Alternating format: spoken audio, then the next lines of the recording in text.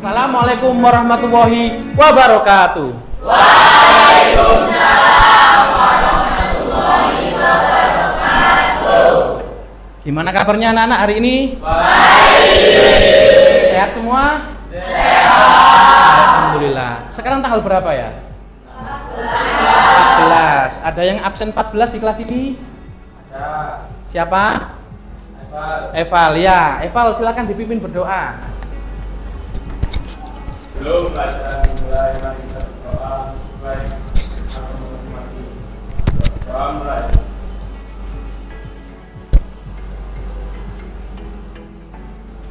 Doa selesai. Ya, sebelum pelajaran dimulai, saya absensi terlebih dahulu ya.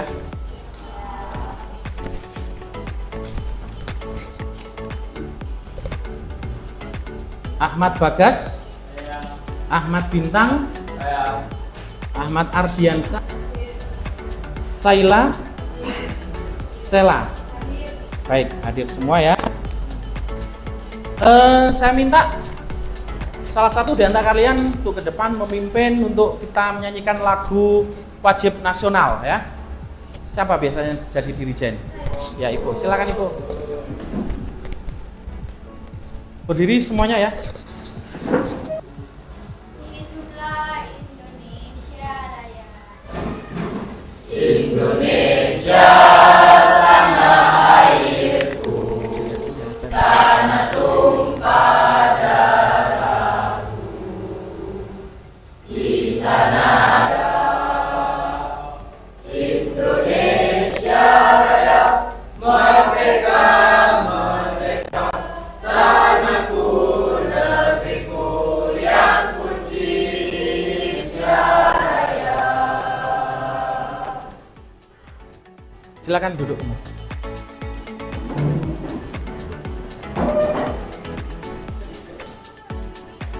Ya, gimana anak-anak hari ini? Masih semangat? Semangat ya, karena ini masih pagi. Sudah sarapan belum tadi? Sudah. Baik anak-anak ya, sebelum kita mulai materi yang akan kita pelajari hari ini, saya ingin bertanya kepada kalian berkaitan dengan materi geografi pertemuan sebelumnya.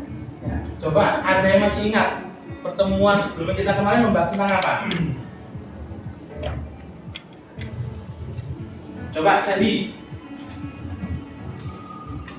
Ya Pak, untuk yang kemarin itu permasalahan dari Taman Nasional dan stakeholder Pak. Jadi permasalahannya itu dari stakeholdernya itu sama masyarakat sekitar itu kurang ada itu Pak, kayak persetujuan gitu Pak. Jadi saling ada konflik gitu. Terima kasih. Terima kasih.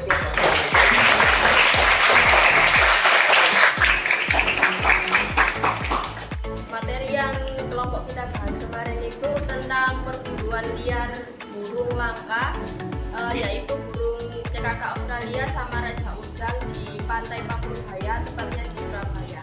Oke, kasih aplaus buat saya. Ya, tujuan pembelajaran kita pada pagi hari ini, pada pembelajaran hari ini, melalui pembelajaran PBL dengan video dan artikel, kalian mampu membuat ide upaya mengatasi permasalahan konservasi flora dengan tepat. Kemudian yang kedua, dengan pembelajaran PBL, kalian nanti mampu membuat ide upaya mengatasi permasalahan konservasi flora dengan tepat. Ya, pada hari ini penilaian ada 3. Kalau kemarin cuma 2, sekarang ada 3. Sekarang yang saya nilai adalah penilaian sikap. Sikap adalah sikap kegotong royongan, sikap bernalar kritis, dan sikap peduli lingkungan. Dari ide kalian nanti, apakah ide kalian dalam upaya pelestarian konservasi flora dan fauna peduli terhadap lingkungan atau tidak? Itu nanti yang saya nilai. Kemudian yang kedua adalah penilaian keterampilan. Kalau kemarin sudah saya nilai diskusi kalian, hari ini kalian akan saya nilai kemampuan kalian dalam presentasi,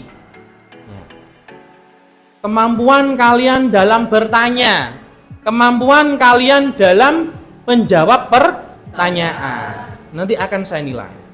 Kemudian yang terakhir, di akhir pembelajaran nanti akan ada penilaian pengetahuan berkaitan dengan konservasi flora dan fauna. Ya, nanti akan ada beberapa soal, akan saya share ke grup WA kelas ini. Silakan kalian kerjakan melalui HP kalian, karena nanti soalnya dalam bentuk Google Form. Bisa dipahami tentang penilaian hari ini? Bisa. Baik. Sekarang saya minta kalian berdiri lagi. Ya. Biar lebih semangat dalam presentasi nanti, saya minta kalian ucapkan yel-yel kelas kalian seperti kemarin ya. Yang semangat ya, karena masih pagi harus semangat. Sudah siap ya? Ya. Kelas 11.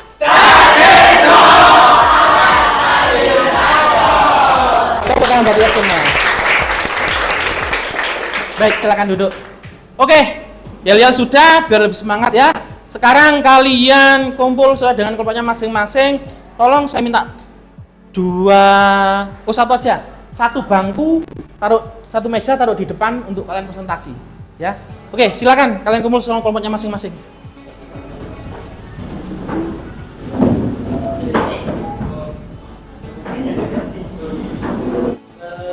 Ada yang tidak kerjakan? Kelompok 1 mana? Sudah selesai? Kelompok 2? Kelompok 3? Kelompok 4? Oke, silakan kalian cek tugasnya sambil saya bagikan LKPD pertemuan sekarang ya.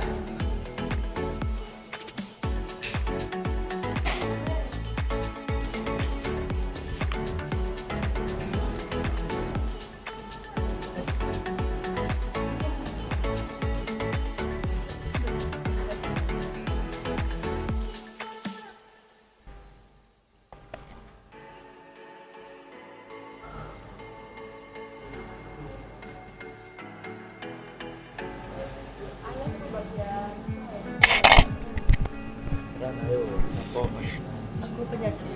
Penyaji Aku non tulen, saya non tulen. Penyaji saja ya. Ya, Mas Evan. Tapi itu kalau ngomong Apakah kamu menjadi penyaji teman? Di proyektor udah boleh. sudah ada, sudah disiapkan, sudah dibuat. Iya.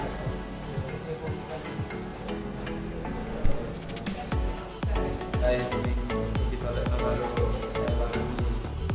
upaya-upaya begitu ya sehingga pembentukan kawasan pengaturan eksploitasi sumber daya ya.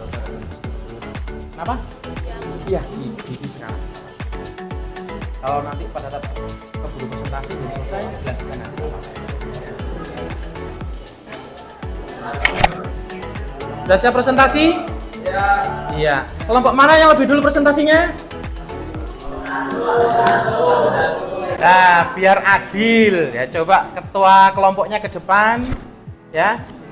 Ketua kelompoknya ke depan semua. Kelompok 1 sampai kelompok 4 ke depan semua.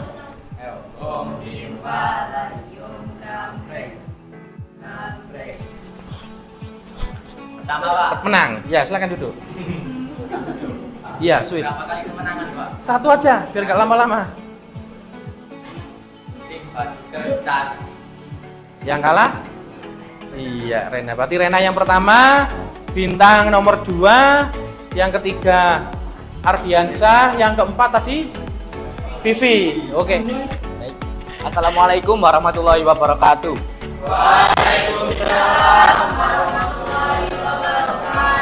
Kita dari kelompok 4. Kelompok 4 ini terdiri dari 5 anggota. Di antaranya ada saya, Rega Agustio sebagai moderator, ada Neza, ada Rena, ada Sofian, dan ada Saila Nuriska. Di sini kita akan membahas tentang terjadinya kebakaran di Gunung Penanggungan. Karena itu kemarau, musim kemarau yang berkepanjangan ini membuat ilalang kering ini jadi mudah terbakar.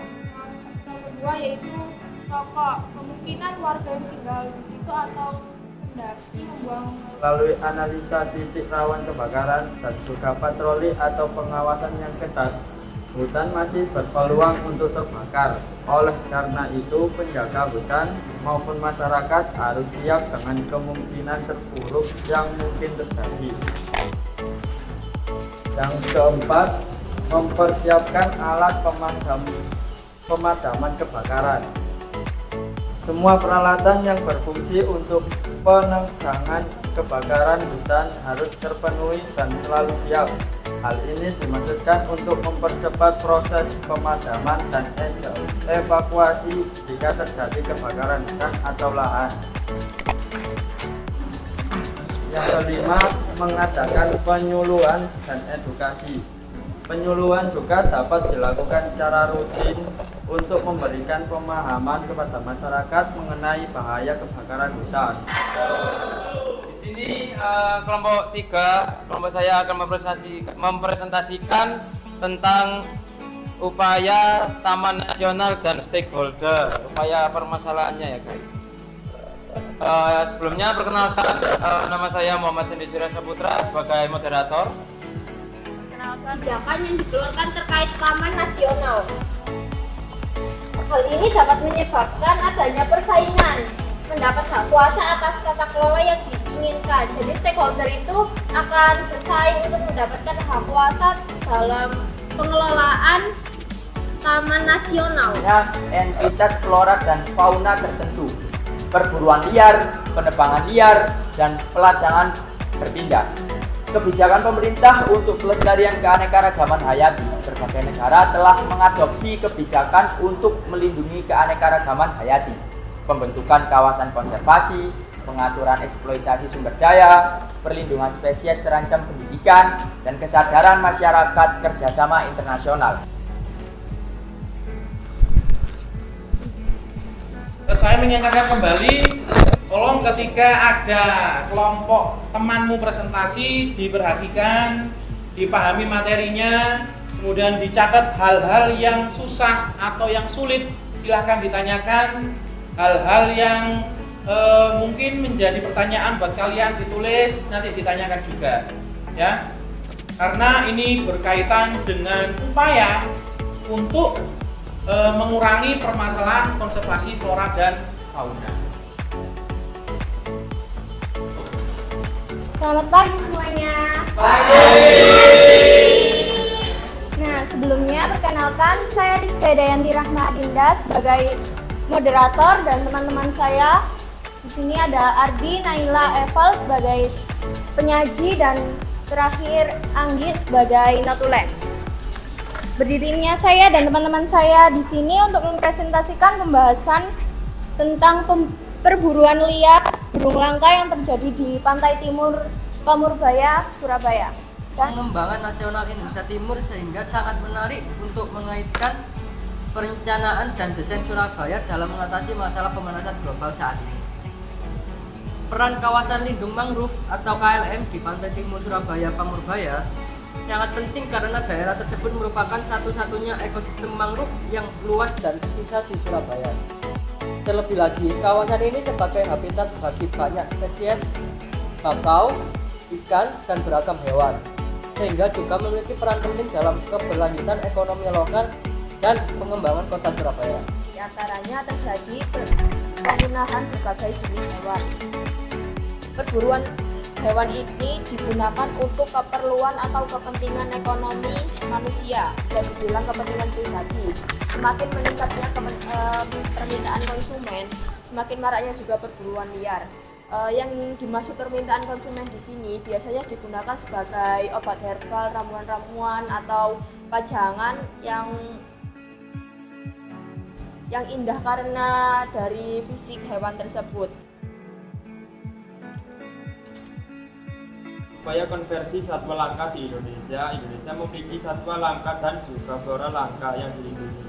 Sayangnya akibat kebakaran lahan, hutan, dan kerusakan alam lainnya membuat fauna dan flora langka di Indonesia semakin kurang.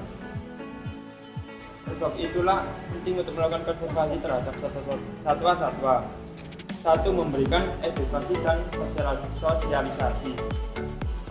2. Mendukung upaya pelestarian lingkungan. 3. Memberikan anggaran. 4. Membuat papan dan larangan. 5. Melaporkan orang-orang yang berburu satwa langka. 6. 6. Hindari transaksi binatang langka.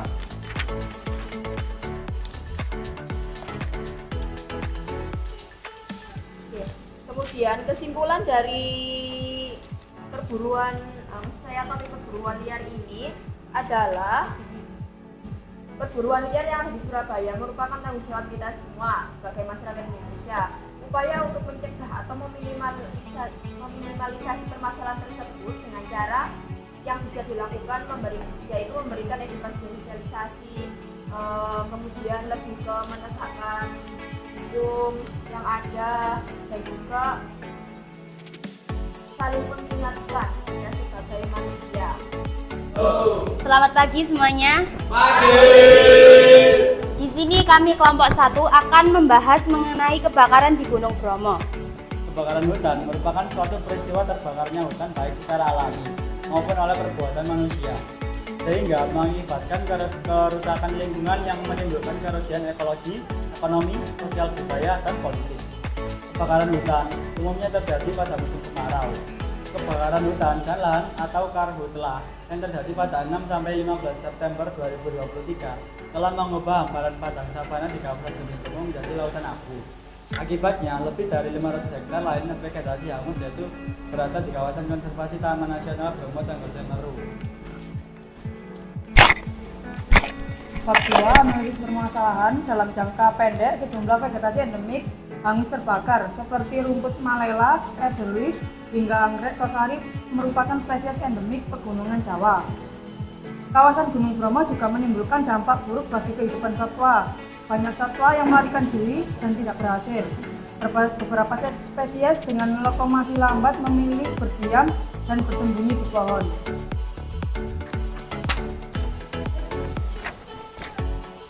Penyebab kebakaran di Bromo pun tidak serta-merta karena faktor ilmiah. Karena saat ini faktor alami yang berbaur dengan dampak perubahan iklim akan meningkatkan kerawanan bencana. Faktor perubahan iklim inilah yang mendorong munculnya cuaca ekstrim seperti panas yang tidak wajar sehingga membakar savana. Ditambah faktor angin membuat kebakaran cepat membesar dan meluas. Tadi dari kelompok kami yaitu kejadian di Bromo semakin menambah catatan bahwa betapa pasifnya kebakaran hutan dan lahan di Jawa Timur. Tentu setelah Arjuna Polirang yang telah ditelan api sehingga menghabiskan hampir 3.000 hektar hutan dan lahan. Upaya untuk mencegah dan meminimalisir kebakaran di Bromo yaitu pertama, melakukan kajian dan asesmen kerawanan kawasan untuk melihat pola kebakaran. 2. Membuat peta jalan pencegahan dan penanggulangan bencana kebakaran. Mengingat wilayah Bromo cukup luas, sementara petugas sangat minim, maka perlu melibatkan masyarakat hingga wisatawan untuk menjadi sistem peringatan dini hingga kelompok tanggap bencana. Saran untuk wisatawan: 1. Untuk wisatawan agar tidak membawa benda-benda yang dapat menimbulkan kebakaran. 2. Untuk pengelola agar melakukan patroli dan sosialisasi kepada wisatawan tentang kebakaran. Sekian dari kelompok kami, kurang lebihnya mohon maaf. Wassalamualaikum warahmatullahi wabarakatuh. Waalaikumsalam warahmatullahi wabarakatuh.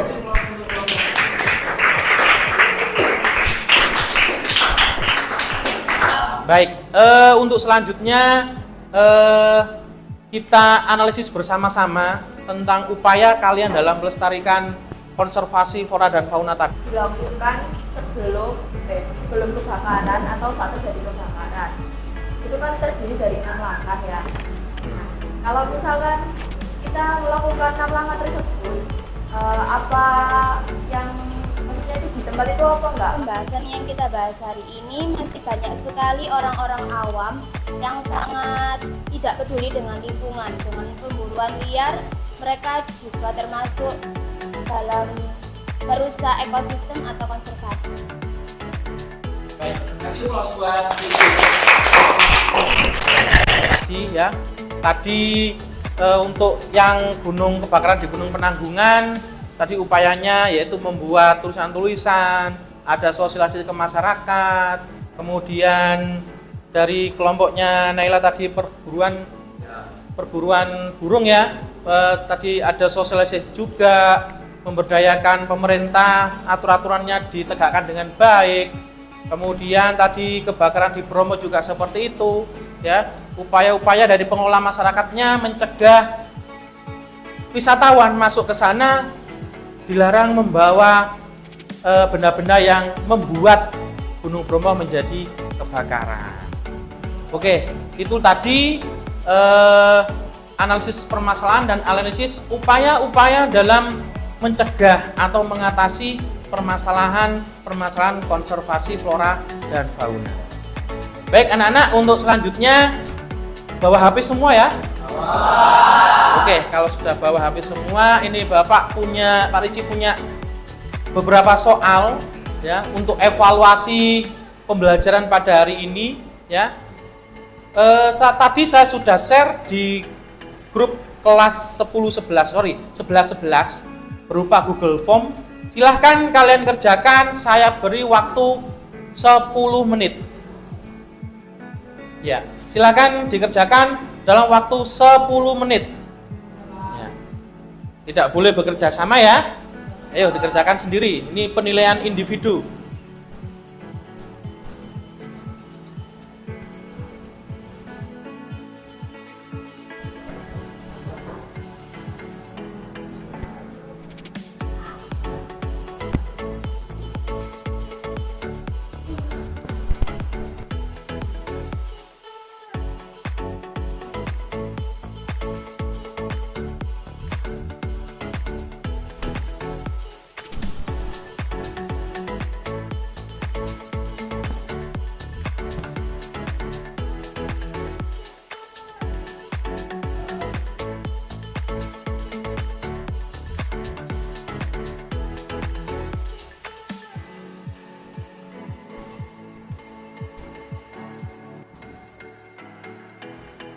Kurang 2 menit lagi untuk mengerjakan.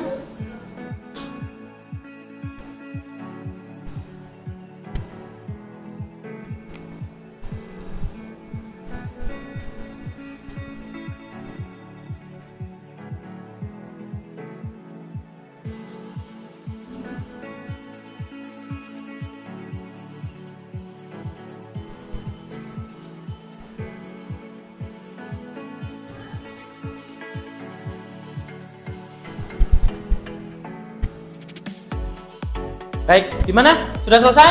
Sudah. Baik ya, itu tadi evaluasi pembelajaran kita hari ini. Untuk selanjutnya, coba saya minta beberapa di antara kalian menyimpulkan pembelajaran kita hari ini.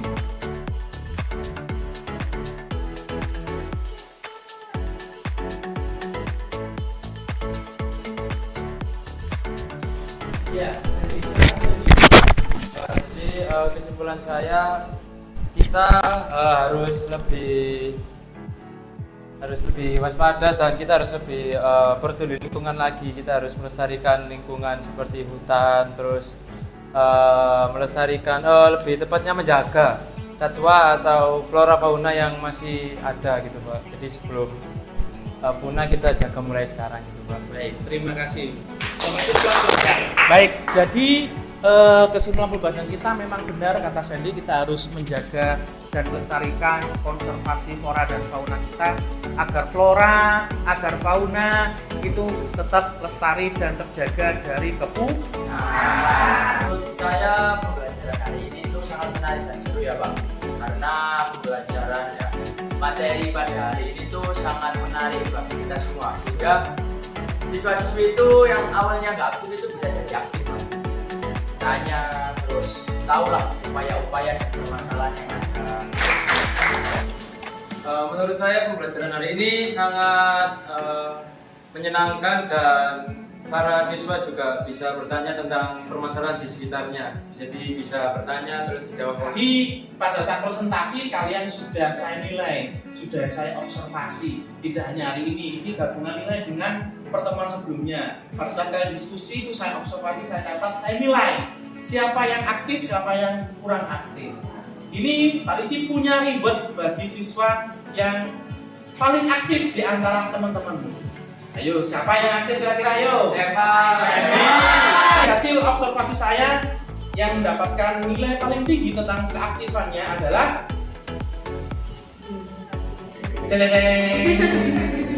bintang. Nih bintang hadiahnya ya. Selamat. Terima kasih.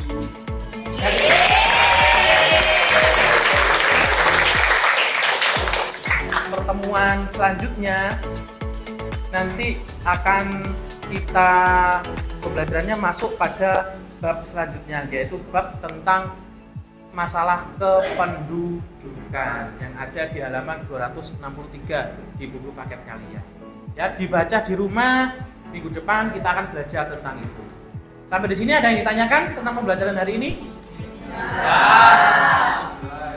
Sudah paham semua? Paham. Baik, kalau sudah paham, kita akhiri pembelajaran hari ini. Semoga apa yang kita presentasikan hari ini bermanfaat buat kita semua, khususnya untuk Indonesia, khususnya untuk flora dan fauna yang ada di Indonesia. Kita ucapkan hamdalah untuk pembacaan hari ini. Alhamdulillah.